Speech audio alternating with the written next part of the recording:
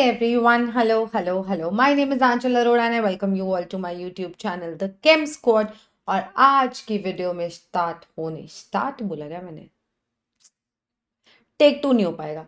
आज की वीडियो में स्टार्ट होने वाला है इलेक्ट्रोकेमिस्ट्री। तो आज हम इलेक्ट्रोकेमिस्ट्री के बारे में बात करेंगे। हमने रिडॉक्स की बात कर ली है, ऑफ कोर्स ऑर्गेनिक भी चल रहा है साथ साथ, तो let's just focus on electro. अभी इस वीडियो में हम लोग रिडॉक्स पे जो बातें खत्म करी थी वो भूले बिना उनको यूज करते हुए इलेक्ट्रोकेमिस्ट्री का चैप्टर शुरू करेंगे, ठीक। और धीरे धीरे सीखेंगे कि भाई इलेक्ट्रोकेमिस्ट्री में चल क्या रहा है, कौन कौन से तरह के सेल हमें पढ़ने होते हैं। भाई टाइप्स ऑफ सेल तो बता दो, पहले ही नॉट सेल निकलवाने लग गए हो। ये सब बातें भी हम डिस्कस करेंगे कि कहाँ फंसाया जाता है, जो नहीं फंसना है प्लीज, और कहाँ पे बिल्कुल दिमाग लगाते हुए यूनिट्स का खेल खेलते हुए एकदम सही तरीके से क्वेश्चन अटेम्प्ट करना जरूरी होता है, वरना फॉर्मूला आते हुए भी चीज़ें गलत हो सकती है। तो कुछ कुछ चीज़ें इंपॉर्टेंट बीच बीच में डिस्कस करते रहेंगे। मैं बोलती रहूंगी कि भाई यहाँ पे बना दो पहाड़ी पत्थर जो भी बनाने और इसको इंपॉर्टेंट लिख दो, चांद सितारे बना के। और कुछ जगह पे ऐसा होगा कि मैं बोलूँगी कि भाई ये बात ना बस सुन लो समझ लो, क्योंकि ये आगे जाके काम आएगी और वो मैं आगे रिलेट करा दूंगी। वो मेरी प्रॉब्लम है, जैसे मेरे डॉग्स को यहाँ से पूरा रिलेट कराऊंगी वैसे ही वो भी आगे रिलेट होता जाएगा। तो तुम वो स्ट्रेस मत लेना।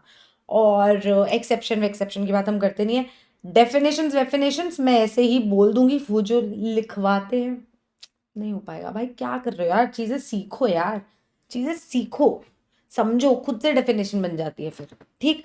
तो बातें समझेंगे सीखेंगे इलेक्ट्रोकेमिस्ट्री में क्या होता है, फिर अच्छे से इसके हर तरह के क्वेश्चंस अटेम्प्ट करेंगे। और जब पक्की तरह तुम्हें हो जाए कि भाई ये चैप्टर अब हो चुका है, तब हम आगे चलेंगे। डन, शुरू करें, ठीक है, लेट्स गो। इलेक्ट्रोकेमिस्ट्री। तुम्हें थर्मो की ये कहानी याद है कि थर्मो में कुछ एनर्जी की बातें होती थी, एनर्जी की बातें, जिसमें हम overall enthalpy change of the reaction निकालते थे या एनर्जी ट्रांसफर की बात करते थे। Mode of energy transfer, work और हीट, दो मोड्स होते हैं। वैसे ही हम और और क्या बातें करती हमने उसमें, हाँ बस एंथैल्पी निकाली थी। तो वहां हमने एनर्जी ट्रांसफर की बात करी थी, राइट। यहाँ इलेक्ट्रोकेमिस्ट्री की जो हम बात करते हैं, इसमें ना हम बात करते हैं कि एनर्जी का ट्रांसफॉर्मेशन कैसे हो रहा है। मतलब वो एक फॉर्म से दूसरी फॉर्म में जा रही है। अब वो दो फॉर्म्स क्या लगते हैं तुम्हें, क्या क्या चल रहा है इस रिएक्शन में। इस रिएक्शन में कुछ रिएक्शंस होते हैं और फिर वो ई नॉट निकलवाते हैं, जो तुम्हें रटवाए हुए हैं फॉर्मूला, सीखेंगे वो भी कैसे आए। और या फिर ऐसे सेल्स होते हैं जिनमें हमें बाहर से इलेक्ट्रिकल एनर्जी देनी पड़ती है और अंदर हम रिएक्शन कराते हैं। मतलब दो तरह के मोटे मोटे हमें चीजें पढ़नी है कि यार या तो ऐसा ट्रांसफॉर्मेशन होगा कि तुम बाहर से इलेक्ट्रिकल एनर्जी दोगे बैटरी बैटरी लगा के, और उस इलेक्ट्रिकल एनर्जी के प्रदान की वजह से केमिकल रिएक्शन होगा। तो electrical energy to chemical energy का गेम होगा। या फिर ऐसा हो सकता है कि वो जो सेल है उसी के अंदर केमिकल रिएक्शन हो रहा हो, और ये केमिकल रिएक्शन फिर हमें करंट वरंट दे रहा हो, तो इलेक्ट्रिकल एनर्जी प्रोड्यूस हो रही हो, ठीक है। तो ये दो तरह के ट्रांसफॉर्मेशन हमें पढ़ना, और ये सब चलता किसमें, सेल में। तो ये सारी कथा सेल में चलती है, और ये सेल इन्हीं दो ट्रांसफॉर्मेशंस के अकॉर्डिंग दो तरह के होते हैं। जहां पे इलेक्ट्रिसिटी का यूज करके हम केमिकल रिएक्शन करा रहे हैं, हम बाहर से बैटरी लगा रहे हैं, हम वो बैटरी लगा के केमिकल रिएक्शन करा रहे हैं और उनको स्टडी कर रहे हैं, वो है इलेक्ट्रोलिटिक सेल। वो कौन से होते हैं, इलेक्ट्रोलिटिक सेल। और जहां पे सेल के अंदर कुछ रिएक्शन चल रहा है और उससे हमें आउटपुट करंट वरंट मिल रहा है, आउटपुट इलेक्ट्रिकल एनर्जी की फॉर्म में मिल रहा है, उन उन तरह के सेल्स को हम बोलते हैं गैल्वेनिक सेल्स। तो ये तो हो गई बेसिक बात कि भाई ये जो गैल्वेनिक सेल्स या इलेक्ट्रोकेमिकल सेल्स होते हैं, इलेक्ट्रोकेमिकल भी लिख दूं ना, इलेक्ट्रोकेमिकल हमेशा सीट के पीछे कुछ आ जाता है, पर मैं मुंह से बोल रही हूँ इलेक्ट्रोकेमिकल सेल्स। अब इलेक्ट्रिसिटी कंडक्ट कैसे होती है, इलेक्ट्रॉन्स। मेटालिक वायर हुई तो ठीक है, इलेक्ट्रॉन्स बढ़िया। तो ये कैसे electrons, bonded electrons, free electrons, कौन से वाले इलेक्ट्रॉन्स इलेक्ट्रिसिटी कंडक्ट करेंगे, फ्री इलेक्ट्रॉन्स। और क्या सोच सकती हूँ मैं, इलेक्ट्रिसिटी कंडक्ट अगर मुझे करानी है ना यार बच्चा लोग, तो या तो मेरे पास फ्री इलेक्ट्रॉन्स होने चाहिए जो तुमने सोचा, क्योंकि बॉन्डेड है अगर वो, तो वो यहां से वहां फुदकेगी कैसे, और अगर वो यहां से वहां फुदके ही नहीं तो फिर करंट वरंट कैसे आएगा, सीधी सी बात है ना भाई, सिंपल लैंग्वेज में बात करते हैं अपन लोग। तो फ्री इलेक्ट्रॉन्स हो या तो फ्री आयंस हो, और भाई अगर दोनों हो गए तो बल्ले बल्ले, तो वो तो बहुत बढ़िया चल रही है जिंदगी। फ्री इलेक्ट्रॉन्स हम कहाँ बात करते हैं, यही मेटालिक वायर्स में। फ्री आयंस कहाँ होती हैं, कौन लोग आयंस बनाते हैं, कैसे सॉल्यूशंस होते हैं जो आयंस प्रोड्यूस करते हैं, इलेक्ट्रोलिटिक सॉल्यूशंस। अभी इक्विलिब्रियम में पढ़ के आए हम लोग साथ में। तो इलेक्ट्रोलिटिक सॉल्यूशंस ऐसे सॉल्यूशंस होते हैं जिनका जब घोल बनाया जाता है तो ये लोग फ्री आयंस सॉल्यूशन में देते हैं। जैसे हमने स्ट्रॉन्ग इलेक्ट्रोलाइट्स, वीक इलेक्ट्रोलाइट्स पढ़े थे। स्ट्रॉन्ग इलेक्ट्रोलाइट्स जो HCl, NaOH, इन लोग को पानी में घोलो तो ये कंप्लीटली डिसोसिएट करते हैं, और वीक इलेक्ट्रोलाइट्स जो पार्शली करते थे। फिर इनमें एक रोना शुरू हुआ था कि भाई इक्विलिब्रियम, और हमने पूरा आयनिक इक्विलिब्रियम इन वीक इलेक्ट्रोलाइट्स के बारे में पढ़ा था कि भाई इनमें क्या चल रही है, इनकी क्या जिंदगी है, कितना कॉन्सेंट्रेशन ये प्रोड्यूस करते हैं H+ का, pH क्या आता है ऐसे सॉल्यूशंस का, Ka, Kb, ये सब बातें करी थी। तो वो पार्शियल जो डिसोसिएट हो रहे थे पार्शियली, वो वीक इलेक्ट्रोलाइट्स थे। और ये दोनों कहाँ मिलेगा, I am not sure if you remember, but तुमने एक बर्च सोल्यूशन पढ़ा हुआ है, ऑर्गेनिक में भी पढ़ा है एंड एस ब्लॉक में भी इसकी बात है, जो है solution of sodium and liquid ammonia, right. ये सोडियम और लिक्विड अमोनिया का जो सोल्यूशन है, इसमें होता क्या है, इसमें ये जो सोडियम है ये Na++ इलेक्ट्रॉन्स, ये जो सोडियम आयंस है इसके आसपास भी अमोनिया एस इसको सराउंड करता है, अमोनिएटेड हो जाता है। ये जैसे एक्वस सोल्यूशन होता है ना, जिसमें अगर मैंने कोई आयन को पानी में डाला तो पानी के मॉलिक्यूल्स उसको घेर लेते हैं, हाइड्रेशन। ओवरऑल ये हाइड्रेशन जो पानी करता है, ये कोई और सॉल्वेंट जब करेगा तो सॉल्वेशन होगा। तो जैसे हाइड्रेटेड चीजें होती है आसपास पानी के मॉलिक्यूल्स, ऐसे ही अमोनिएटेड सोडियम आयंस का मतलब है कि सोडियम आयंस के आसपास अमोनिया के मॉलिक्यूल्स उसको घेर के बैठे हैं, और ऐसे ही इन इलेक्ट्रॉन्स के आसपास भी अमोनिया होता है। तो यहाँ पे फ्री आयंस भी है, फ्री इलेक्ट्रॉन्स भी है, अमोनिएटेड इलेक्ट्रॉन्स है। बाद में क्यों ब्रॉन्ज कलर का हो जाता है, वो सब बातें तो है ही, वो बाद में जब वो चैप्टर में आएंगे तब बात करेंगे। अभी मैं बस बता रही हूँ कि कहाँ ऐसा देखा था हमने, ठीक है। तो जब वहां आएंगे तब की तब देखेंगे आगे की बात। अब सुनो, इलेक्ट्रोलाइटिक सॉल्यूशंस, पानी में इन चीजों को घोला तो इन लोगों ने फ्री आयंस प्रोड्यूस करी। हम लोग पहले इन्हीं चीजों को कंटिन्यू करते हुए इलेक्ट्रोकेमिकल सेल्स पे आएंगे। ए इलेक्ट्रोकेमिकल सेल्स में क्या हो रहा था, तुम लोग बाहर से बैटरी लगा के केमिकल रिएक्शन कर रहे थे, या फिर केमिकल रिएक्शंस होने की वजह से इलेक्ट्रिकल एनर्जी प्रोड्यूस हो रही थी, क्या हो रहा था यार, केमिकल रिएक्शन हो रहे हैं और इलेक्ट्रिकल एनर्जी प्रोड्यूस हो रही है, मतलब करंट वरंट मिल रहा है अपन को। तो अपन लोग अंदर कुछ केमिकल रिएक्शन कर रहे हैं और अपन लोग को करंट आउटपुट मिल रहा है। ऐसे तरह के सेल्स जो होते हैं, वैसे तो ऐसे बोल सकते हैं कि एक सेल भी हो सकता है, बट जो जनरल गेम है उसमें बता देती हूँ, स्पेशल केसेस भी कराऊंगी, कि 2 हाफ सेल्स होते हैं। जैसे हाफ रिएक्शंस होते थे ना रिडॉक्स में, वही है वही है। एक जहां ऑक्सीडेशन हाफ रिएक्शन हो रहा है वो ऑक्सीडेशन हाफ सेल, और एक जहां रिडक्शन हाफ रिएक्शन हो रहा है वो रिडक्शन हाफ सेल। इतनी सी बात है। 2 तरह के हाफ सेल्स होते हैं, कौन कौन, आपस में जुड़े ही होंगे वायर वूयर से। तो पहले तरह का हाफ सेल होता है ऑक्सीडेशन ऑक्सीडेशन हाफ सेल, और दूसरा होता है reduction half cell. Oxidation half cell और रिडक्शन हाफ सेल। हर हाफ सेल में एक रिडॉक्स रिएक्शन हो रहा होता है जो उसके कॉरेस्पॉन्डिंग होता है। मतलब ऑक्सीडेशन हाफ सेल में कोई ऑक्सीडेशन रिएक्शन हो रहा होगा और रिडक्शन हाफ सेल में कोई रिडक्शन रिएक्शन हो रहा होगा। ऑक्सीडेशन हाफ सेल में और रिडक्शन हाफ सेल में क्या होता है, एक हाफ सेल में कौन कौन लोग होते हैं? एक हाफ सेल में ना बेटा एक इलेक्ट्रोड होता है और एक इलेक्ट्रोलिटिक सोल्यूशन होता है। समझाती हूँ, तुम टेंशन मत लो, हर चीज समझाई जाएगी, स्ट्रेस मत लेना। एक इलेक्ट्रोलिटिक सोल्यूशन, एक इलेक्ट्रोड होता है और इलेक्ट्रोलिटिक सोल्यूशन होता है। जैसे फॉर एग्जाम्पल मेरे पास एक हाफ सेल है, ठीक, इसमें एक सोल्यूशन होगा और एक इलेक्ट्रोड होगा। ड्राइंग मेरी बहुत अच्छी नहीं है, उसके लिए बहुत बहुत, उसके लिए 1 रुपए का भी सॉरी नहीं, नहीं अच्छी तो नहीं अच्छी, केमिस्ट्री समझो चुपचाप। और एक होता है रिडक्शन हाफ सेल, इसमें भी इलेक्ट्रोलाइट होता है जिसके साथ ये रिडॉक्स रिएक्शन का गेम होने वाला है,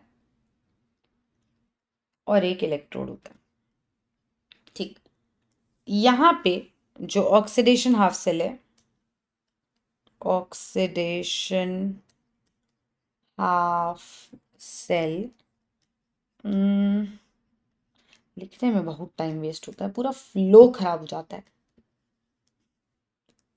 जो इलेक्ट्रोड है वो कोई मेटालिक इलेक्ट्रोड है, यहाँ पे जो मेटल है M, ठीक। और ये जो मेरा इलेक्ट्रोलिटिक सोल्यूशन है, ये कोई ऐसा सोल्यूशन होगा जहाँ पे फ्री आयंस है। मान लो ये इसी मेटल M का कोई एक्वस सोल्यूशन है, जैसे मेटल M का सल्फेट के साथ, तो M2+SO4 2- आयंस है इसमें, मतलब MSO4 इसका सोल्यूशन है यहाँ पे, ठीक है। जो पानी में टूट के, ये पानी में टूट के M2+ और SO4 2- आयंस देगा। यहाँ पे मान लो इलेक्ट्रोड कोई N है, मेटालिक इलेक्ट्रोड, और यहाँ पे इसका एक्वस सोल्यूशन है NSO4 का, मतलब पानी में टूट के N2+ और SO4 2- आयंस ये देगा, ठीक। ये मेरे पास 2 हाफ सेल्स हैं। मैंने इन 2 हाफ सेल्स को ना ये इलेक्ट्रोड से वायर कनेक्ट करी, क्या यार, वायर कनेक्ट करी। यहाँ पे लगाया एक एमीटर। मैंने एमीटर क्यों लगाया? क्योंकि मेरे को करंट आउटपुट चाहिए ना, मैं केमिकल रिएक्शन करके देखना चाहती हूँ कि करंट मिलेगा कि नहीं मिलेगा। और यहाँ पे मैंने इसको यहाँ पे जोड़ दिया, ठीक। अब इलेक्ट्रोकेमिकल सेल में ना रिएक्शन क्या होता है, ध्यान से सोचना, फिर हम डिसाइड करेंगे कौन सा इलेक्ट्रोड पॉजिटिव कौन सा नेगेटिव। मुझे पता है तुम्हारे रट्टे, मुझे पता है तुम्हें सॉल्ट ब्रिज नहीं दिख रहा है, अरे रुको यार, तुम्हारे रट्टे रुको, बात समझो पहले। ऑक्सीडेशन हाफ रिएक्शन में ऑक्सीडेशन हो रहा है। ऑक्सीडेशन कैसे होगा? मेटल से इसका सोल्यूशन बनेगा, तो M से मुझे M2+ बनाना है, इसी को ऑक्सीडेशन बोलूंगी। When the oxidation state increases and there is a loss of electron, तो यहाँ पे 2 इलेक्ट्रॉन्स लूज होंगे। ये रिएक्शन दिख रहा है? तो मेटल जो है वो सोल्यूशन में M2+ बना रहा होगा, और जब वो यहाँ पे M2+ बनाएगा तो सोचो सोचो, for every 1 mole of M that forms M2+, 2 mole electron निकलेंगे, राइट, ठीक है। तो यहाँ पे इलेक्ट्रॉन्स का अक्यूमुलेशन दिख रहा है, ऐसे बहुत सारे मेटल्स जो हैं वो घुल रहे होंगे ना। यहाँ रिडक्शन कैसे होगा? ये जो N2+ है, इस फॉर्म से इस फॉर्म में जाना रिडक्शन बोलेंगे हम, इस फॉर्म से इस फॉर्म में जाने को ही रिडक्शन बोलेंगे हम, राइट। तो ये 2 इलेक्ट्रॉन्स ले रहा है, पर ये इलेक्ट्रॉन्स आए कहाँ से? कहाँ से आएंगे? देखो देखो देखो, यहाँ पे इलेक्ट्रॉन्स का अक्यूमुलेशन। यहाँ पे सोचो, यहाँ पे अगर ये इलेक्ट्रॉन ये लेके इधर चला जाए तो ये इलेक्ट्रॉन्स मिलेंगे कहाँ से इसको? Where, from where? मान लिया, चलो मान लिया इसने यहाँ से कहीं से इलेक्ट्रॉन ले लिए, यहाँ से कहीं से इलेक्ट्रॉन कुछ कर लिया इसने, इलेक्ट्रॉन ले लिए, तो यहाँ पे कुछ पॉजिटिव क्रिएट होगा, ये इलेक्ट्रॉन्स का फ्लो इधर की तरफ अट्रैक्ट होगा। वैसे तो मैं तुम्हें ये बोल सकती हूँ, अगर तुम समझो कि भाई यहाँ इलेक्ट्रॉन्स एक्यूमुलेटेड, तो वो वायर के थ्रू यहाँ से यहाँ पास होंगे, और यहाँ पे वो इलेक्ट्रॉन्स जब पहुंचेंगे तो ये N2+ आयन जो सोल्यूशन में है, ये उन इलेक्ट्रॉन को लेके इस पे डिपॉजिट होने लग जाएगा।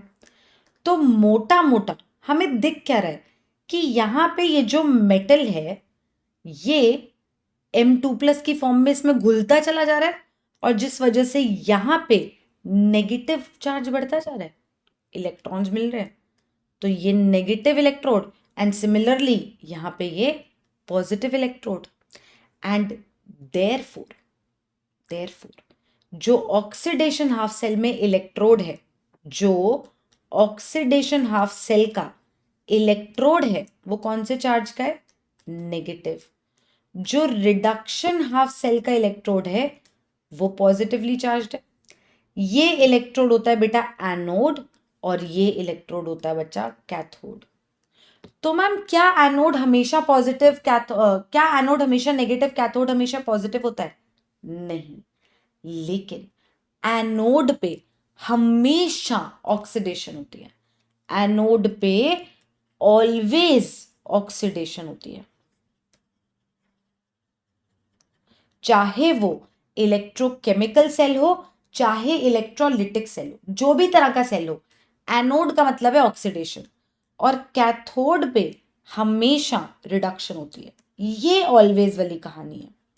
वरना इलेक्ट्रोकेमिकल सेल में जो एनोड नेगेटिवली चार्ज्ड है, इलेक्ट्रोलिटिक सेल जब पढ़ेंगे ना तो यही पॉजिटिव दिखेगा। क्यों दिखेगा वो भी बताऊंगी, कोई एक्सेप्शन नहीं है, लॉजिक है उसके पीछे। यहां नेगेटिव क्यों है ये बात समझ आई ना? तो एनोड हमेशा नेगेटिवली चार्ज नहीं होता। इलेक्ट्रोकेमिकल सेल्स के केस में anode is negatively charged, electrochemical cells के केस में कैथोड इज पॉजिटिवली चार्ज्ड।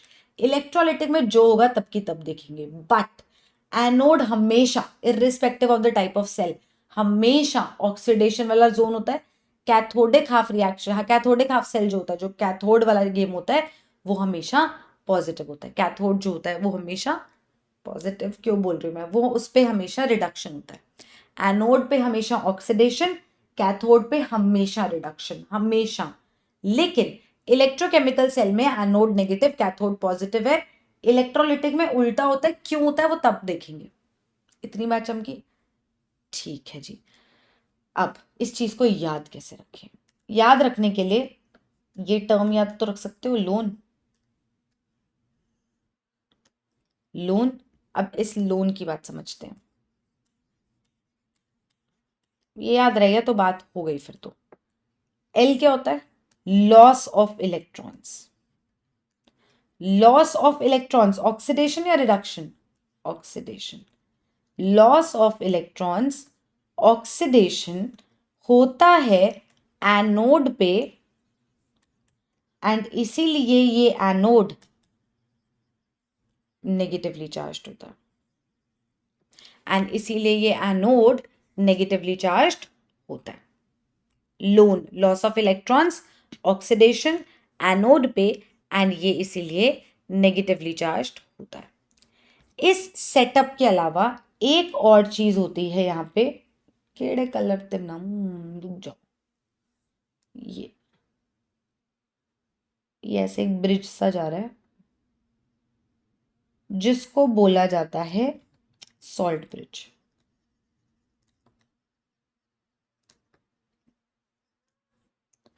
तो ये पूरा setup including the two half cells which have one electrode each and the electrolytic solution, जो वायर से कनेक्टेड है, ऊपर एमीटर लगा है and there is a salt bridge connecting the two half sales.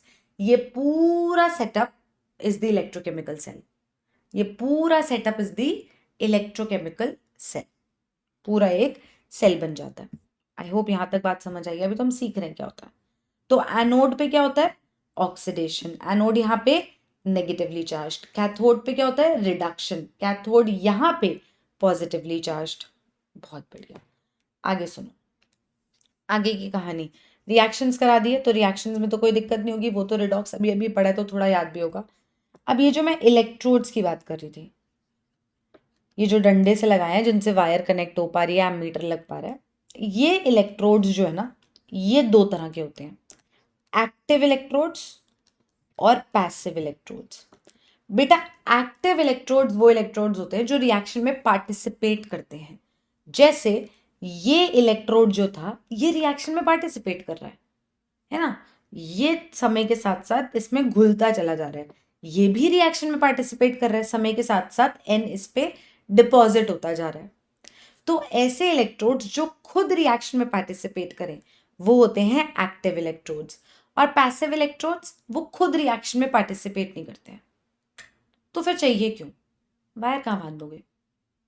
ऐसे खुली वायर तो सोल्यूशन में फेंक नहीं दोगे, करंट वरंट लग जाएगा।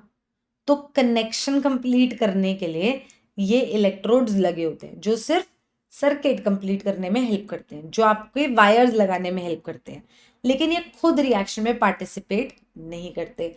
जनरली होते हैं platinum electrodes, gold and silver के इलेक्ट्रोड्स भी यूज होते हैं, प्रोवाइडेड इलेक्ट्रोलिटिक सोल्यूशन में गोल्ड सिल्वर ना हो भाई, वरना गोल्ड सिल्वर खुद पार्टिसिपेट करने लग जाएगा।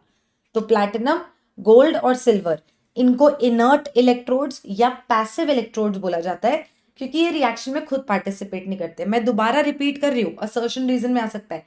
ये मत सोचना रट्टे मार के कि गोल्ड के इलेक्ट्रोड तो पक्का पैसिव है, नहीं, डिपेंड करते जो इलेक्ट्रोलिटिक सोल्यूशन जो है नीचे वो गोल्ड का ना हो, वरना वो रिएक्ट करने लग जाएगा भाई। सही बात है, मेटल जो है वो डिसॉल्व हो रहा था ना, या यहाँ पे एन जो है वो डिपॉजिट होता है, रिएक्ट कर रहा था ना, इलेक्ट्रोड पार्टिसिपेट कर रहा था, क्योंकि उसी का सॉल्ट सोल्यूशन पड़ा था नीचे, क्योंकि उसी के कॉरेस्पॉन्डिंग वाला इलेक्ट्रोलिटिक सोल्यूशन पड़ा था नीचे।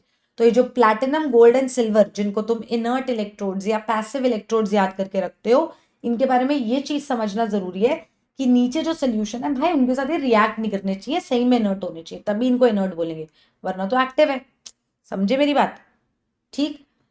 तो ये सेटअप तुम्हें दिखा कैसा? अभी तुम्हें दिखा कि यहाँ पे एक ऑक्सीडेशन हाफ सेल है, फिर एक सॉल्ट ब्रिज है जो ब्रिज सा लगा है, और फिर एक रिडक्शन हाफ सेल है।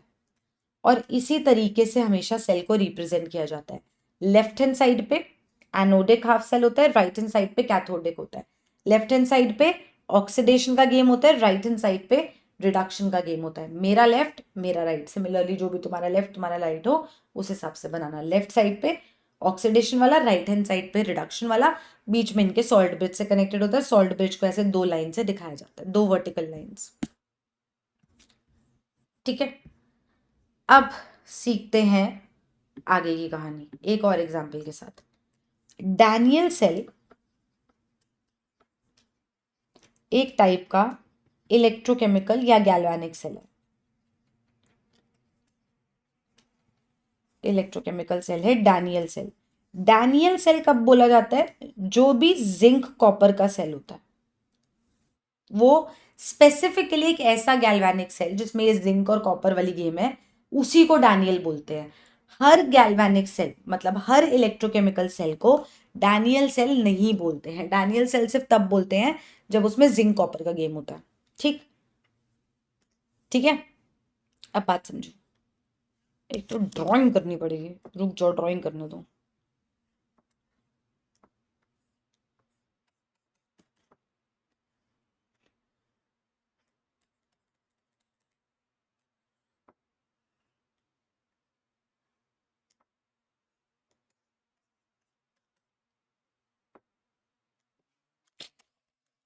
उफ, टेढ़ा है तो है भाई, टेढ़ा ही होता है। हम्म,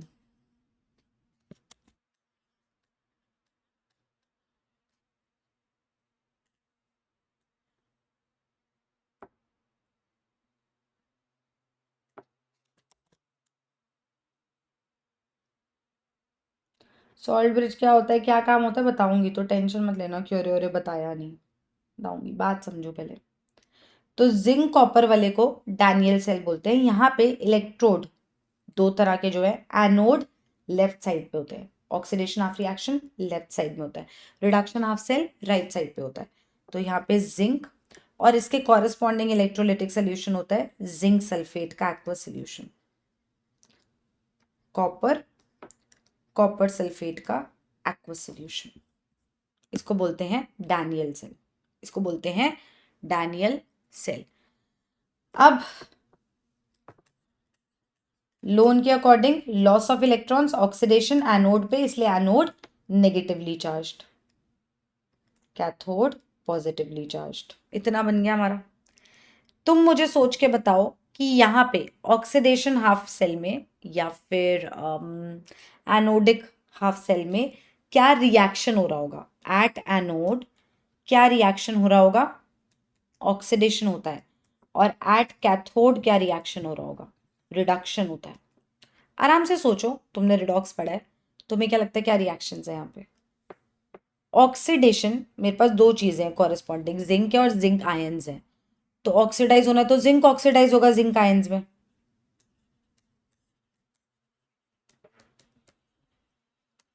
दो इलेक्ट्रॉन्स लूज करके। ऐसे ही राइट हैंड साइड पे कॉपर आयंस, एक्वा सोल्यूशन है, दो इलेक्ट्रॉन्स लेके कॉपर सॉलिड बना रही होंगी। Now these electrodes have participated in the reaction, I hope you have seen that, right? तो ये एक्टिव इलेक्ट्रोड्स हैं because they are actively participating in the reaction, तो ये एक्टिव इलेक्ट्रोड्स हैं। और एक और चीज ऑब्जर्व करो, एनोडिक वाले सेल में हम इलेक्ट्रोड से इलेक्ट्रोलाइट की तरफ जा रहे हैं। बहुत काम की चीज़ है ये, मैं अभी पूरा यूज़ करूंगी इसको सेल रिप्रेजेंटेशन में। हम इलेक्ट्रोड से इलेक्ट्रोलाइट की तरफ जा रहे हैं, और यहाँ पे हम इलेक्ट्रोलाइट से इलेक्ट्रोड की तरफ जा रहे हैं। ये मूवमेंट यहाँ से यहाँ, यहाँ से यहाँ, बीच में सॉलिड ब्रिज तो आई, ये वाली बात समझ आई? ठीक है, अब ये सॉल्ट ब्रिज क्यों लगाते हैं अब समझते हैं। अब हमें दिख गया एक्टिव इलेक्ट्रोड क्या होता है, इलेक्ट्रोलाइट क्या होता है, रिएक्शन कैसा होता है, ये हम समझ चुके हैं आई होप। अब हम बात करते हैं ये जो हरे सा पता नहीं कैसी शेप का सॉल्ट ब्रिज मैंने बनाया है, इसका क्या रोल है, ये ना लगाऊं तो क्या फर्क पड़ता है, ना लगाऊं तो क्या फर्क पड़ता है। लेफ्ट हैंड साइड पर रिएक्शन सोचते हैं, हम सोचते हैं सॉल्ट ब्रिज नहीं है, सोचो कि ये नहीं है, जो मैं सोचवाना चाहती हूं तुमको कि ये नहीं है, ठीक है? भूल जाओ ये कभी था तुम्हारी जिंदगी में, नहीं है। अब अगर ये नहीं है तो क्या होगा, यहां पे जो जिंक है ये, ठीक है, ये दो इलेक्ट्रॉन छोड़ेगा और ये जिंक आयंस की फॉर्म में घुल जाएगा, ये चल रहा है, बढ़िया। ये इलेक्ट्रॉन्स इधर से इधर जाएंगे, ठीक है, और ये दो इलेक्ट्रॉन्स ये ले लेगा, कॉपर बन जाएगा। तो मैम हो तो रहा है सर्किट कंप्लीट, क्या जरूरत है सॉलिड ब्रिज की? एक टाइम बाद सोचना, ये जिंक जो है ये फॉरवर्ड जा जाके ये बढ़ाई जा रहा है यार, जब इसकी कॉन्सेंट्रेशन इनफ बढ़ जाएगी तो रिएक्शन बैकवर्ड भी तो आने लगता है, राइट? और जब रिएक्शन बैकवर्ड भी आने लगेगा तो इक्विलिब्रियम आ जाएगा, और इक्विलिब्रियम आ जाएगा तो इसका मतलब यहां पे अगर इक्विलिब्रियम एस्टैब्लिश हो गया तो फिर ये इलेक्ट्रॉन्स इधर से इधर मूव नहीं करेंगे, क्योंकि ये जो इलेक्ट्रॉन्स बन रहे थे ये तो वापस यूज अप होने लग गए। ऐसे सोचो, बात समझा रही हूं मैं तुम्हें। तो ये इक्विलिब्रियम आने लग जाएगा, सर्किट ही नहीं कंप्लीट हो पाएगा, सर्किट ही नहीं कंप्लीट हो पाएगा, इलेक्ट्रॉन्स का फ्लो ही नहीं हो पाएगा, तो करंट कैसे मिलेगा हमें? करंट मिलेगा ही नहीं फिर। तो अगर मैं इसकी जगह एक बल्ब लगा दूं तो वो बल्ब एक सेकेंड जलेगी, पर फिर नहीं जलेगी क्योंकि फिर वो इक्विलिब्रियम आ चुका होगा। इसीलिए इस सर्किट को कंप्लीट रखने का हेल्प करता है सॉल्ट ब्रिज। कैसे कैसे कैसे? जब इलेक्ट्रॉन जा ही वायर से रहे हैं, जा ही वायर से रहे हैं, तो मेरा तो ये इक्विलिब्रियम एस्टैब्लिश हो गया, तो इलेक्ट्रॉन तो नहीं जाएंगे भाई, सॉल्ट ब्रिज का क्या लेना देना है उसमें? इसका मतलब मेरे को सॉल्ट ब्रिज इसलिए यूज करना है कि ये सर्किट कंप्लीट हो, ये इक्विलिब्रियम ना एस्टैब्लिश हो, और मेरा ऐसा फ्लो चलता रहे चलता रहे चलता रहे, ताकि मुझे करंट मिल जाए। उसके लिए क्या करता है ये सॉल्ट ब्रिज? इसमें क्या होता है, ये जो सॉल्ट ब्रिज है ना, ये एक आगार आगार जेल होता है इसमें, मतलब ये जेली सा होता है ये, तो इसमें आगार आगार जेल होता है, ठीक। और इस अगार अगार जेल के भीतर होता है एक इलेक्ट्रोलाइट। मतलब ये जो पूरा ब्रिज था ना, ये जो मैं ब्रिज था यहाँ पे यार, ये जो पूरा ब्रिज था यहाँ पे, इसमें होता है, ये ब्रिज में जेली सब्सटेंस होता है जिसमें एक इलेक्ट्रोलाइट प्रेजेंट होता है। कौन सा? सूटेबल है, हर रिएक्शन के केस में अलग होएगा क्या, समझेंगे, वील गेट देयर। जनरली जो इलेक्ट्रोलाइट्स यूज होते हैं जो तुम्हें दिखेंगे, NaCl, KCl, NH4Cl, NH4NO3 भी हो सकता है, ये सब तुम्हारे इलेक्ट्रोलाइट्स होंगे जो इसमें यूज होते हैं। क्यों यही स्पेसिफिक करते हैं बात। पहला case, to maintain the electrical neutrality, माने माने ये जो जिंक है, जिंक ये जब यहाँ पे घुलता चला जा रहा है तो इस सोल्यूशन में चल क्या रहा है, जब ये इसमें घुलता चला जा रहा है तो इस सोल्यूशन में चल क्या रहा है। पहले अगर मैं 0.1 मोलर जिंक सल्फेट लेती तो मुझे ये पता था कि सोल्यूशन में 0.1 मोलर जिंक आयंस है और 0.1 मोलर ही सल्फेट आयंस है। पर जब ये जिंक घुलता चला गया इलेक्ट्रोलिटिक सोल्यूशन में तो जिंक आयंस बढ़ने लग गए और ये उतना ही रह गया। सल्फेट थोड़ी कोई बढ़ा रहा है ना, सल्फेट कम कर रहा है, जिंक बढ़ता चला गया। तो जो न्यूट्रल सोल्यूशन था वो थोड़ा पॉजिटिव होता गया। ऐसे ही राइट साइड वाला सेल देखो, यहां पे अगर ये कॉपर आयंस जो है ये कॉपर बनाते गए तो इसका मतलब सोल्यूशन से कॉपर आयंस घटने लग गए। सोल्यूशन से कॉपर आयंस घटने लग गए, सल्फेट उतने ही है, प्लस घटने लग गया तो ओवरऑल नेगेटिव हो जाएगा सोल्यूशन। तो न्यूट्रलिटी खराब होगी ना सोल्यूशन की, न्यूट्रलिटी खराब हो गई फिर 36 दिक्कतें हो जाएंगी। तो इलेक्ट्रिकल न्यूट्रलिटी मेंटेन करने के लिए ये सोल्यूशन यूज किया जाता है। जैसे फॉर एग्जांपल मान लीजिए मेरे पास KCl इलेक्ट्रोलाइट है, ठीक है। अब ना मैं बहु गंदी ड्राइंग करने वाली हूँ क्योंकि मेरे से हो नहीं पा रहा है, ये मेरा पूरा पढ़ाने का फ्लो खत्म हो जाता है ये गंदी सी ड्राइंग के चक्कर में। ये वही डैनियल सेल है, ठीक है। चल ठीक है।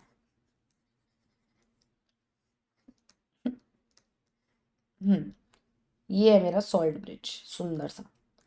अब मैं ये बोल रही हूँ कि सॉल्ट ब्रिज में KCl, यहाँ क्या कार्यक्रम चल रहा है, यहाँ पे ना जिंक आयंस बढ़ रहे हैं और सल्फेट उतने ही हैं, और यहाँ पे कॉपर आयंस घट रहे हैं, ये उतने ही हैं। और ये कार्यक्रम होने की वजह से ये सोल्यूशन नेट नेट नेगेटिव होता हुआ दिख रहा था और ये सोल्यूशन नेट नेट पॉजिटिव होता हुआ दिख रहा था। ये KCl कैसे टूटेगा, K प्लस और Cl माइनस में, और ये कैसे हीरोगिरी दिखाएगा। सॉरी, अक्षय कुमार के वो स्टूपिड सा वो याद आ गया। तो ये K प्लस Cl माइनस। अब यहाँ पे नेट पॉजिटिव है, मुझे चाहिए इलेक्ट्रिकली न्यूट्रल सोल्यूशन, मतलब मेरे को चाहिए कि ये पॉजिटिव को कोई न्यूट्रलाइज कर दे। तो अगर ये क्लोराइड आयंस यहां से यहां मूव करें तो ये इसको न्यूट्रल बनाने में हेल्प करेंगे, और एग्जैक्टली वही होगा। ये क्लोराइड आयंस इस सोल्यूशन की इलेक्ट्रिकल न्यूट्रलिटी मेंटेन करने के लिए इस तरफ मूव करते हैं, ठीक। और मुझे यहाँ की इलेक्ट्रिकल न्यूट्रलिटी मेंटेन करने के लिए कोई पॉजिटिव चाहिए मसीहा बना हुआ, और ये पॉजिटिव K प्लस आयंस है। ये K प्लस आयंस, ये पोटेशियम आयंस इस हाफ सेल में मूव करेंगे, राइट, ताकि इलेक्ट्रिकल न्यूट्रलिटी मेंटेन रहे। अब कहानी में ट्विस्ट समझो, क्यों मैंने बोला सूटेबल इलेक्ट्रोलाइट, मुझे ऐसा क्यों लगा कि एक पर्टिकुलर तरह का इलेक्ट्रोलाइट काम करेगा वरना नहीं करेगा, मैं तो KCl नहीं वरना नहीं, क्या लॉजिक हो सकता है। अगर मैं दुनिया कोई भी इलेक्ट्रोलाइट यूज करूं तो मैं क्या सोचूं कि दिक्कत ना, मान लो Cl माइनस K प्लस है, यहां पे जितनी देर में 10 सेकेंड में यहाँ पे 10 Cl माइनस आ गए, ठीक।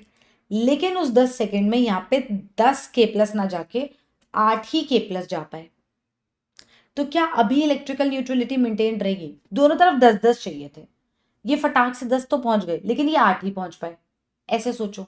तो अभी भी कहाँ न्यूट्रलिटी मेंटेन हुई यार, अभी भी यहाँ पे तो पॉजिटिव कम चल रहा है। तो मुझे ऐसा इलेक्ट्रोलाइट लेना था जिसमें पक्का जितनी मोबिलिटी कटायन की है, जितनी तेजी से कटायन दौड़ रहा है उतनी ही मोबिलिटी अनायन की है, उतनी ही तेजी से अनायन दौड़ रहा है, ताकि वो न्यूट्रलिटी मेंटेन रह रही है। क्योंकि अगर ऐसा हुआ कि कटायन हुआ मेरा छोटू सा तेज सा और वो फटाफट पहुंच गया, और अनायन हुआ मेरा बिल्कुल गोलू मोलू और धीरे धीरे जा रहा है, तो उतना कटायन जब पहुंच पाएगा तो अनायन पहुंचेगा ही नहीं बेचारा मोटू। जब वो पहुंचेगा ही नहीं, बॉडी शेम नहीं कर रही, मैं कर सकती हूँ, मैं खुद मोटी हूँ, मुझे अलाउड है, तुम्हें नहीं अलाउड, तुम करोगे तो बॉडी शेमिंग होगी। प्रिविलेज है तुम्हारे पास, मेरे पास नहीं है, मैं बोल सकती हूँ। तो मैं ये कह रही हूँ कि वो नहीं पहुंच पाएगा तो प्रॉब्लम होगी। तो वो जो सूटेबल इलेक्ट्रोलाइट का गेम है ना, वो बस इतना सा गेम है कि भाई दोनों की मोबिलिटी सेम रखो, दोनों तेज जल्दी जल्दी दौड़े, इक्वली दौड़े, इक्वल मोबिलिटीज वाले हो या इक्विवेलेंट मोबिलिटीज वाले हो, ताकि वो इलेक्ट्रिकल न्यूट्रलिटी मेंटेन कर पाए। पहला काम, इलेक्ट्रिकल न्यूट्रलिटी मेंटेन हुई। समझ आया क्यों? क्यों मैं बोल रही थी कि KCl, NaCl, NH4NO3 या NH4Cl लिया जाता है, मोस्टली ये दोनों। क्यों? ये भी ले लेते हैं वैसे, ऐसे कोई दिक्कत नहीं है। क्यों मैं बोल रही थी कि यही लिया जाएगा? क्योंकि इनमें कटायनिक और अनायनिक मोबिलिटी जैसे KCl में इक्विवेलेंट है, तो कोई दिक्कत नहीं होती है। तो पहला केस इलेक्ट्रिकल न्यूट्रलिटी मेंटेन करने के लिए। दूसरा, इलेक्ट्रिकल न्यूट्रलिटी तुम पूरा लिखना। दूसरा खेल क्या है, क्यों सॉल्ट ब्रिज यूज करते हैं? सर्किट कंप्लीट करने के लिए। ऊपर वायर्स में कौन फ्लो हो रहा है? इलेक्ट्रॉन्स। नीचे सॉल्ट ब्रिज में कौन फ्लो हो रहा है? आयंस। आयंस जा रही ना यहाँ, आयंस जा रही यहाँ। तो एक और क्वेश्चन, अगर आयंस मूव कर ही सकते हैं मैम, कर ही सकते हैं, तो ये काम करो ना, आप इतना इतना क्यों टेंशन ले रहे हो लाइफ में? यहाँ पे से, यहाँ पे अगर Zn2+ बढ़ रहा है, तो यहाँ सल्फेट बढ़ाना है ना, तो यहाँ का थोड़ा सल्फेट यहाँ भेज दो, हो गया। सॉल्ट ब्रिज को बोलो भाई तू सल्फेट यहाँ से यहाँ ट्रांसफर करा दे, तो भी तो इलेक्ट्रिकल न्यूट्रलिटी मेंटेन रहेगी।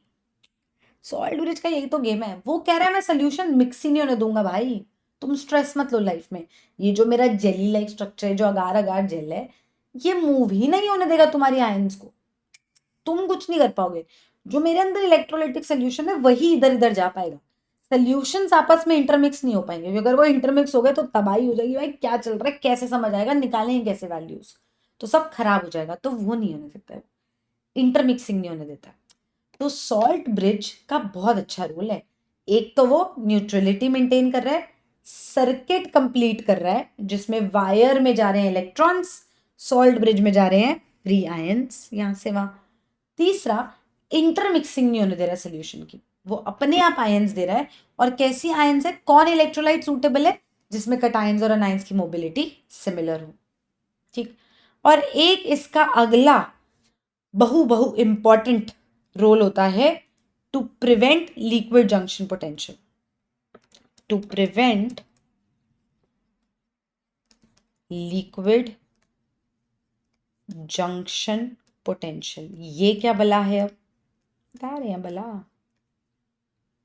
To prevent the liquid junction potential. बात समझाऊंगी मैं, ठीक है, सुनो मेरी बात। ठीक है, होता क्या है अब, जैसे मान लो ये 2 हाफ सेल्स हैं, ठीक, इसको मैं ऐसे बना सकती हूँ, एक सेल में पार्टीशन है, मिक्स नहीं होने दे रही ना मैं, पार्टीशन बना दिया मैंने, ठीक है, 2 हाफ सेल है, मैंने इसमें पार्टीशन बना दिया। अब इसमें चल क्या रहा है, ध्यान से देखना। यहाँ पे मान लो 0.1 मोलर HCl है, यहाँ पे मान लो 0.01 मोलर HCl है, इलेक्ट्रोलिटिक सोल्यूशन। ठीक, इसका मतलब लेफ्ट हैंड साइड में मेरे पास 0.1 मोलर H+ आयंस है और 0.1 मोलर Cl- आयंस है। एंड राइट हैंड साइड पे मेरे पास 0.01 मोलर H+ आयंस है, 0.01 मोलर Cl- आयंस है। अपना अपना खेल रहा है, कोई दिक्कत नहीं, पूरा मैं पोटेंशियल निकाल सकती हूँ। अब ध्यान से समझना, यहाँ पे इन दोनों केसेस में से, लेफ्ट एंड राइट में से, कहाँ पे H+ साइन ज्यादा है? ये। कहाँ पे Cl- ज्यादा है? ये। ठीक है, ये एक केस, होल्ड दैट थॉट, दिमाग में रखना इस बात को। अगला केस, पार्टीशन है, कोई दिक्कत नहीं है, यहाँ पे है 0.1 मोलर HCl और यहाँ पे है 0.1 मोलर KCl। तो इसका मतलब लेफ्ट हैंड साइड पे होगा 0.1 मोलर H+ आयंस, अटक रही हूँ ना मैं, कोई नहीं, पढ़ लेते हैं, और 0.1 मोलर Cl- आयन।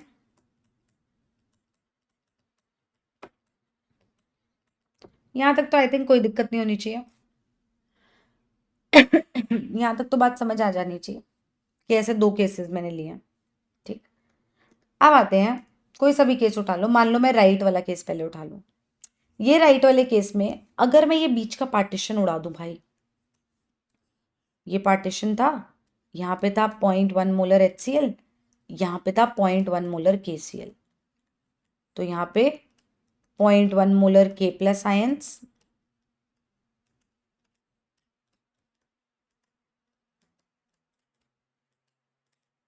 मैं ना ये पार्टीशन उड़ा दूंगी। जैसे ही पार्टीशन उड़ा दूंगी तो आयंस की मोबिलिटी बढ़ने लग जाएगी, मतलब आयंस इधर उधर मूव करने लग जाएंगी, बढ़ने नहीं लग जाएंगी पर इधर उधर मूव करने लग जाएंगी। यार अगर 2 डब्बों में 2 कंटेनर्स में गैसेस हैं, बीच का पार्टीशन हटाओ तो इधर की गैस इधर मिक्स होने की कोशिश करती है, इधर की गैस इधर मूव होती है, फिर इंटरमिक्सिंग ऑफ गैसेस हो जाती है। पढ़े हैं एंट्रोपी में, वही चीज यहाँ पे। तो जो चीज हायर कॉन्सेंट्रेशन में लेफ्ट हैंड साइड पे थी वो राइट को मूव करने की कोशिश करेगी, फैलेगी। जो चीज राइट हैंड साइड पे हायर थी वो लेफ्ट को मूव करने की कोशिश करेगी, फैलेगी, राइट। तो H प्लस आयंस राइट से लेफ्ट की तरफ मूव करने की कोशिश करेंगे फैलने के लिए, K प्लस आयंस लेफ्ट से राइट की तरफ मूव करने की कोशिश करेंगी, Cl माइनस आयंस मूव करेंगे, इधर भी 0.1 था इधर भी 0.1 था, मिक्स अरे 0.1 कहाँ जाएंगे, यही रहो, ऐसा होगा। अब सोचो H प्लस आयंस ज्यादा तेज दौड़ेंगे या K प्लस आयंस, ये साइज वाइज देखते हैं मोबिलिटी में। भाई जो छोटू सा पतला सा वो तेज दौड़ जाएगा, जो बड़ा सा मोटू सा वो धीरे धीरे दौड़ेगा। मैं बोल सकती हूँ मैं मोटी हूँ, मुझे अलाउड है। तो यहाँ पे ये K प्लस आयन जितनी तेज दौड़ रही होंगी उससे ज्यादा तेज H प्लस मूव कर रहा होगा।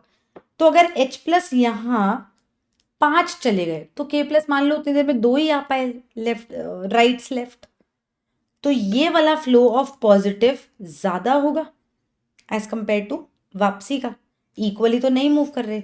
और इस वजह से ये जो जंक्शन था ना जहां से तुमने मूव करा, यहां पे नेट पॉजिटिव आ जाता है क्योंकि वो इधर से इधर ज्यादा मूव कर गए। और क्योंकि यहाँ पॉजिटिव आ गया और ये K प्लस उतना इधर को मूव नहीं कर पाए तो यहाँ नेट नेट नेगेटिव रह जाता है। Cl माइनस बचे हैं, K प्लस उतने आ नहीं पाए, न्यूट्रलिटी आई नहीं, तो यहाँ नेगेटिव ज्यादा हो जाता है। तो ये जो जंक्शन था यहाँ पे एक पोटेंशियल जनरेट हो गई, इसको बोलते हैं लिक्विड जंक्शन पोटेंशियल। हमें ये नहीं चाहिए जीवन में, हमें ये इंटरमिक्सिंग ऑफ सोल्यूशन नहीं चाहिए, क्योंकि हमें ये लिक्विड जंक्शन पोटेंशियल नहीं चाहिए। क्योंकि अगर ये लिक्विड जंक्शन पोटेंशियल आई तो ये हमारी वैल्यूज के साथ इंटरफेयर करेगी यार। मेरे को पोटेंशियल चाहिए, है ना। मेरे को अगर पोटेंशियल निकालनी है, मुझे अगर E0 सेल निकालना है, E सेल निकालना है, तो ये इंटरफेयर कर रहा है ना यार, ये एक्स्ट्रा वैल्यू प्लस माइनस करनी पड़ेगी मुझे, तो ये खराब कर रहा है ना मेरी कैलकुलेशंस, मुझे ये नहीं चाहिए। और सॉल्ट ब्रिज यही करता है कि वो इन दोनों को मिक्स नहीं होने देता। अगर ये दोनों मिक्स नहीं हुए तो ये प्रॉब्लम नहीं क्रिएट करेगा, राइट। ऐसे ही अब यहां देखो, H प्लस यहां ज्यादा यहां कम है। अब ज्यादा है तो ये ज्यादा इधर जाएंगी, ये तो कम है ना, ज्यादा से कम की साइड जाता है ना, ज्यादा कॉन्सेंट्रेशन से कम कॉन्सेंट्रेशन की तरफ H प्लस ट्रैवल करेगा, तो H प्लस यहां से यहां जाएगा। तो अगर ये मैंने हटा दिया पार्टीशन, ये अगर मैंने पार्टीशन हटा दिया तो इधर नेट नेट प्लस हो जाएगा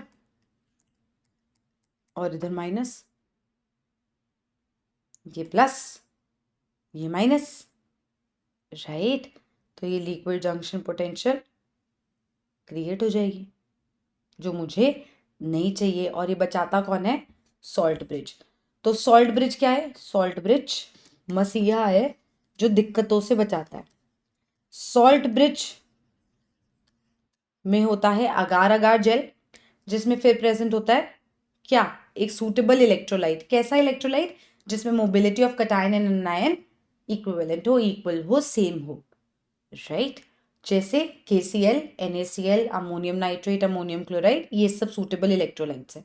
क्या क्या करता है ये, एक तो न्यूट्रलिटी मेंटेन करता है और इलेक्ट्रिकल सर्किट कंप्लीट करता है और लिक्विड जंक्शन पोटेंशियल वाली दिक्कतों से हमें बचाता है, does not allow liquid junction potential, right. और बात करें सॉल्ट ब्रिज के बारे में, आगे बात करें। अब इस सॉल्ट ब्रिज में इंटरमिक्सिंग ऑफ सोल्यूशन अलाउ करता है क्या, नहीं अलाउ करता। ओके, तो वो एक सोल्यूशन से दूसरे सोल्यूशन नहीं जाने देता, वही तो उसका रोल था, तभी तो वो लिक्विड जंक्शन पोटेंशियल नहीं होने देता।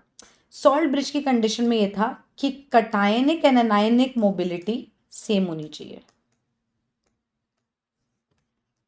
ताकि इलेक्ट्रिकल न्यूट्रलिटी ना डिस्टर्ब हो। दूसरा बहुत इंपॉर्टेंट पॉइंट सॉल्ट ब्रिज का, बहुत ज्यादा इंपॉर्टेंट पॉइंट ये कहता है कि ये खुद इसकी जो इलेक्ट्रोलाइट है that should not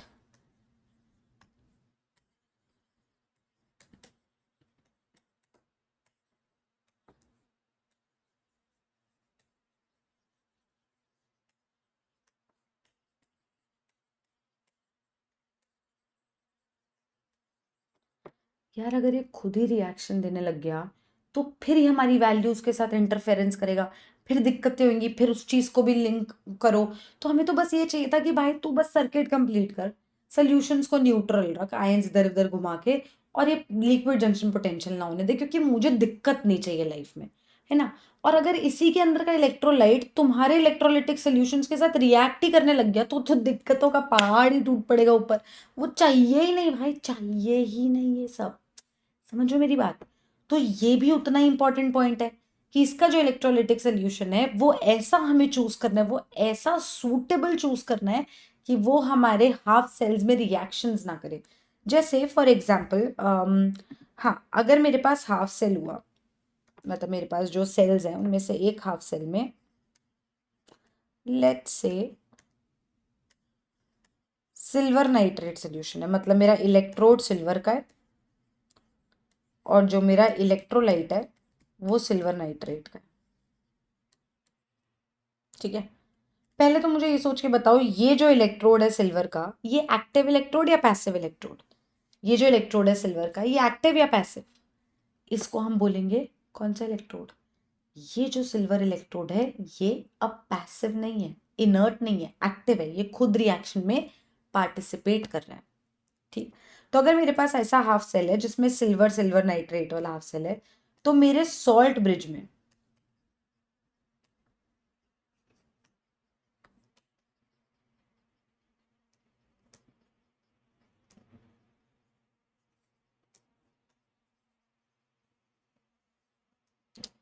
salt bridge में कौन सा इलेक्ट्रोलाइट चलेगा?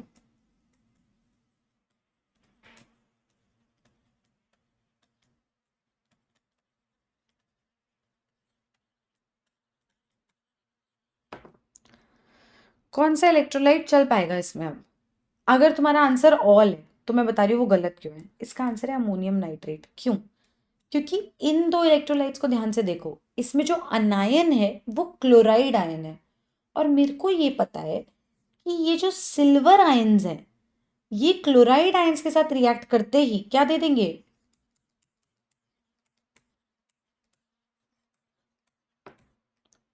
AgCl का प्रेसिपिटेट, प्रेसिपिटेट ही बना दिया तुमने। तो वो जो सिल्वर आयन्स है जिनका काम है अभी इसके साथ खेलना या तो डिपॉजिट हो जो भी करे, वो तो कहीं और यूज हो गया। तो भाई फिर दिक्कत आ गई मेरे तो सेल में, मेरी तो फिर रीडिंग्स खराब आएंगी।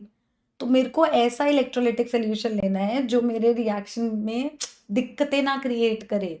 वो जो केमिकल रिएक्शंस आप सेल में होने हैं वो वैसे ही होते रहे। तूने सॉल्ट ब्रिज हेल्प करनी थी, सत्यानाश मत कर। तो यहाँ पे सत्यानाश कर देंगे।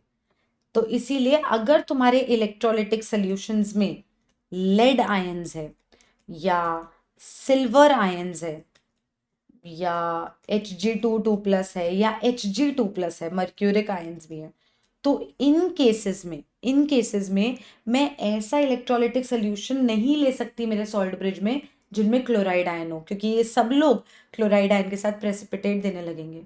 तो मेरा जो इलेक्ट्रोलाइटिक सेल के रिएक्शन, सॉरी इलेक्ट्रोकेमिकल सेल के रिएक्शन है वो खराब होने लग जाएंगे, जो मुझे नहीं करने। तो मेरी बात समझ आई? When is a salt bridge suitable? Salt bridge होता क्या है, इलेक्ट्रोकेमिकल सेल क्या होता है, लिक्विड जंक्शन पोटेंशियल क्या होता है, हमें क्या क्या चीज़ों का ध्यान रखना होता है जब भी हम एक सूटेबल इलेक्ट्रोलाइट चूज कर रहे होते हैं, ये सब चीज़ें। बात समझ आई? सेल रिप्रेजेंटेशन पे आए थोड़ा सा। सेल को रिप्रेजेंट कैसे करते हैं, इतनी बात समझ आई तो कमेंट सेक्शन में बता दो ये समझ आ चुका है। नेक्स्ट वीडियो में सेल रिप्रेजेंटेशन, हाफ सेल्स के type, half cell reactions, E naught cell, इस सब की बात की जाएगी। लेकिन उससे पहले बेसिक बातें समझ आ गई हैं तो बता दो, ठीक है। I will see you in the next video. Bye, take care.